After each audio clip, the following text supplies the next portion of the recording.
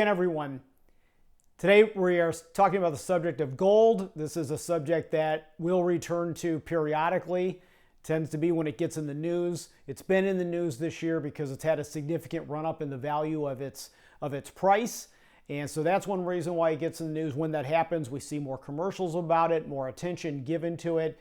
The other reason why it'll get some attention sometimes, though, is it has a reputation as a safe haven. Something that you could add to a diversified mix of investments, and it's supposed to be a stabilizer to it. However, our friends at Dimensional Fund Advisors put together a visual, which we're availing you of, which shows us that that's not necessarily the case. So what you're seeing is the Standard & Poor's 500 dating back to 1970. That's 54 years now of data there, laid next to the same period of time with gold. And what we see is that during those 54 years, the Standard & Poor's 500 had annual increases 80% of the time versus gold at only 60% of the time.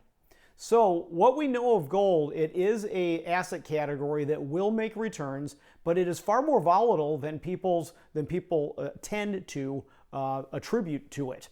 And so the reason why we don't use gold is simply because we can get a really good, reliable rate of return from a diversified mix of the companies with less volatility than adding gold. If we could gain an advantage from it, we would deploy it. The way that we do, using the companies primarily, lets us have a better statistical probability of being able to carry out your plans for your reasons successfully. If you have any questions about this, we're always happy to talk further. Give us a call, send us an email. Thanks again.